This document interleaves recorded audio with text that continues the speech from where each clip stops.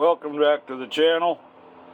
Today we're going to talk about copper purification cells. I'm sure you've seen several videos of these on YouTube or wherever, but I'm going to show you how I do mine.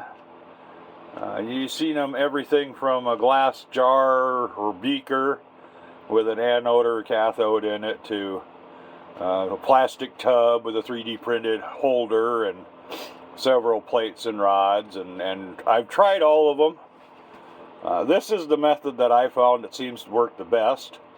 When I was looking around for a solution, I came across a gentleman by the name of Sree Tips, has a channel here on YouTube, S-T-R-E-E, Tips, T-I-P-S. I think that's how it's spelled.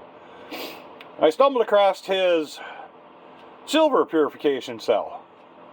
And I thought, well, that'll work for copper. And I went ahead and applied the principles that he uses, and I'm really satisfied with the results on these. One of the problems that I have with the other options is you have an issue with anode slimes, which is the impurities falling into the bottom of your cell, which is the way they're designed to work. The problem is if you don't have your voltages and your amperages 100% perfect, you will get what's called dendrites, which is little outgrowths of copper on your cathodes. And if they don't stick all the way down, then they're going to fall into the bottom of the cell too. So you're kind of defeating the whole purpose of doing this. So that's why I like this method here, because everything is filtered. It stays out of my solutions. I don't have to clean anything really.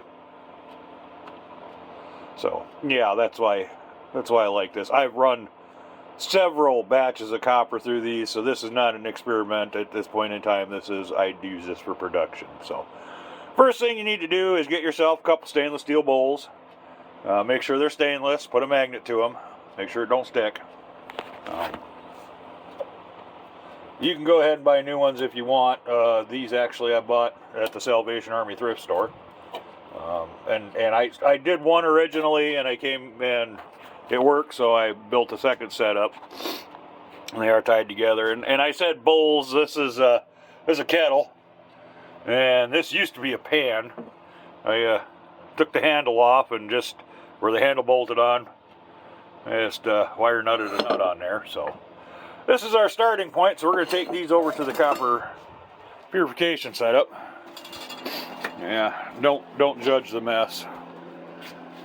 So, what you'll see I have sitting here, I've got some fire bricks down, because these do have a tendency to get a little warm. And the lighting ain't the greatest under here, but... So, I'm going to go ahead and see if I can get you guys set up here, so...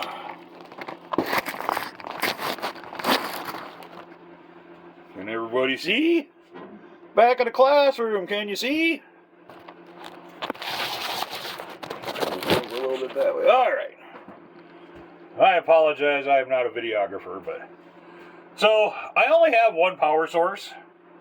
And you can buy these off of the, one of the alphabet sites on the internet. You know which ones I'm talking about. So, I actually tie both of these together. So, I'm going to go ahead and just twist my two wires together, and I've got a wire nut here, and I screw that together.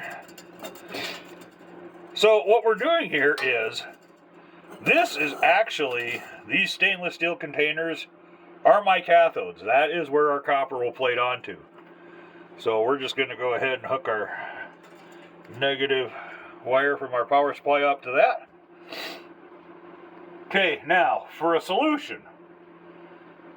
There's a couple options that you can use here. You can either use copper sulfate, which is what I use, or you can use copper nitrate. Well, I have a tough time spending a whole bunch of money on nitric acid, because I don't do any gold refining or any silver refining yet at this point. All I do is copper and aluminum. So I went with the copper sulfate.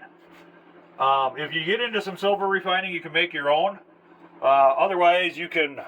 I picked this up, I'm going to guess probably at Menards, but that's what I use.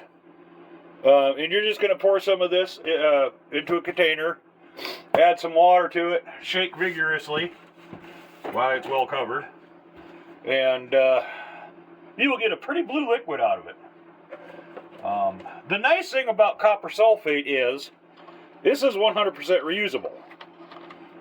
The reason being is your positive terminal goes to your anodes. What it's doing is and I'm not a scientist, so but it's knocking the copper off of your anodes. It's going through your solution and it's sticking to the negative side. The negative side's actually pulling them. It's not really pushing, but the negative side's pulling those copper.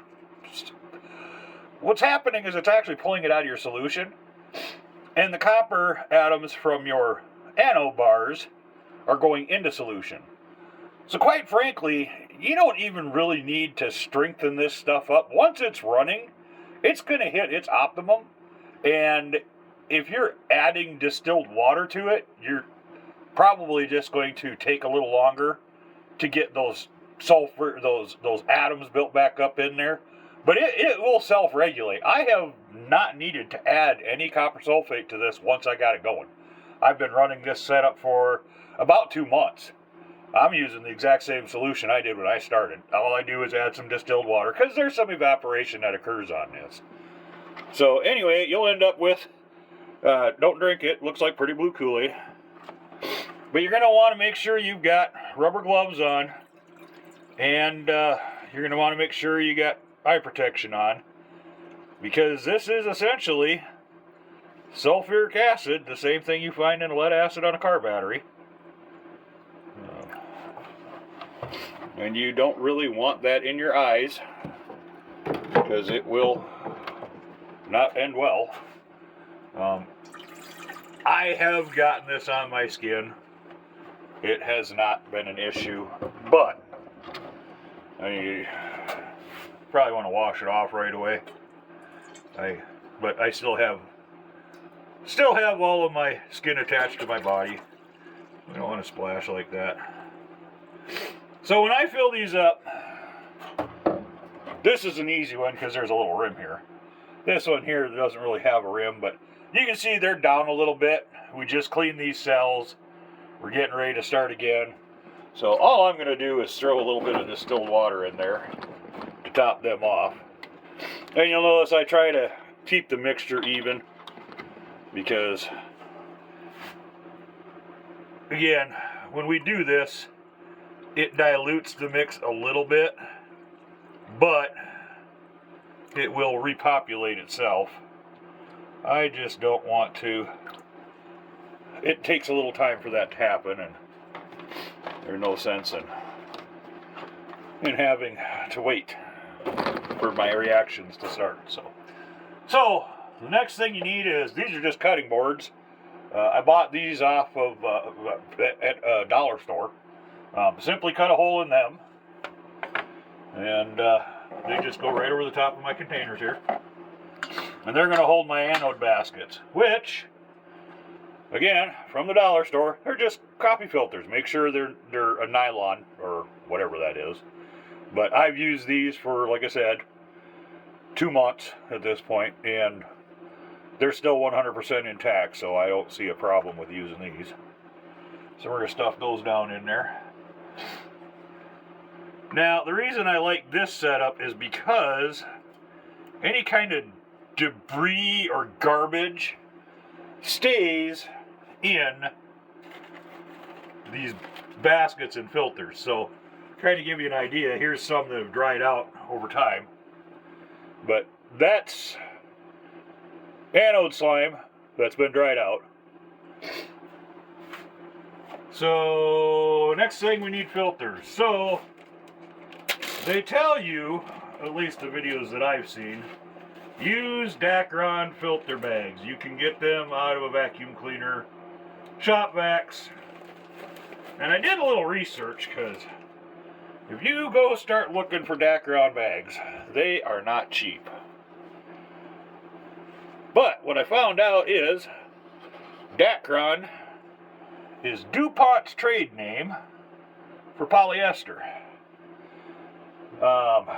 a 100% polyester tablecloth off of, again, one of the alphabet sites. Cost me like $8. And for $8, I cut these into 1 foot squares. That way I know I got enough. I have a lot of filters here. So I do not reuse them anymore. I used to reuse the Dacron. I don't reuse these. It works just as well. So we're going to put our filter on here. And we're going to lay some copper in there. Because we want to dissolve that. We're going to try to keep our filter bag as best we can. And the only problem I have with this is sometimes my bars are a little bigger than my bucket is, but you know, there's no cleanliness whatsoever to these bars. The blue that you see on these bars is actually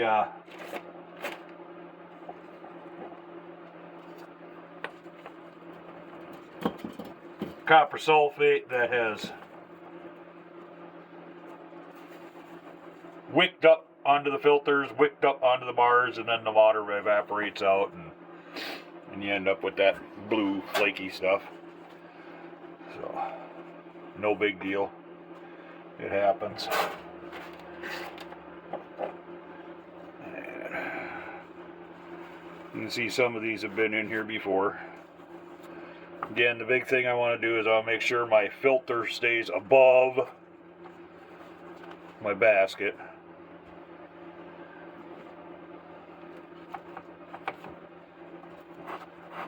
I'm just going to throw it in here. We just essentially, anything that's touched, copper is a really good conductor of electricity, so as long as A is touching B, it should get dissolved in here. So then I have my two cathodes, or anodes, sorry, anodes. I'm just going to lay them right on top. I want to keep those out of the water because I don't want those dissolving. I just want them to run the current through. I just have a piece of wire that's clamped to each one of these bars. Again, clamps I bought them at a hardware store. Nothing too special there.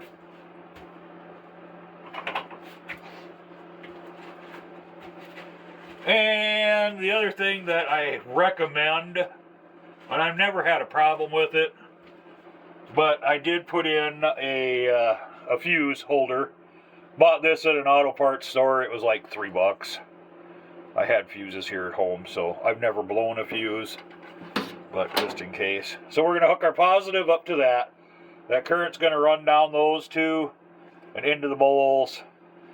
And I don't know exactly what settings a guy should use. This is my power source. Again, bought it off of one of the alphabet places on the internet. Go ahead and turn that on. I'm shooting for 5 volts, 5 amps.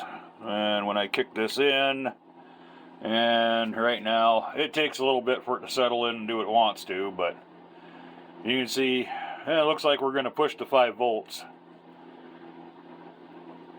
And it looks like we're probably going to be around,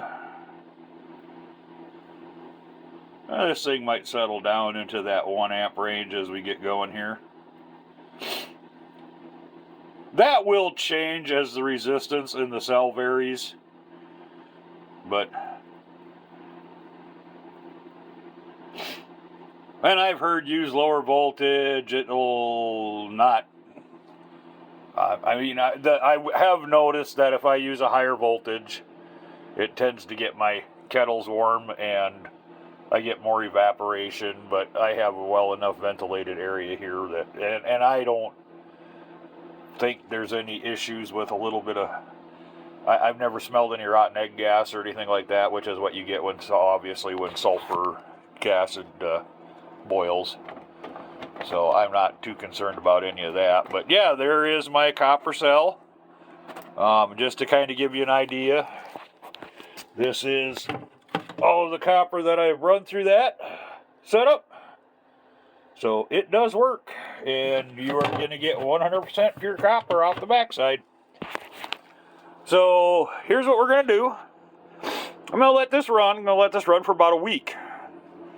I normally come in here every morning and top off my fluids. I have a full-time job. I work way too many hours a week, probably about 60, so I don't get a lot of time to play with this stuff. But I will bring you guys back here in a week, and we'll see what we get for copper out of this. I'll show you guys the end result. All right. We'll see you later.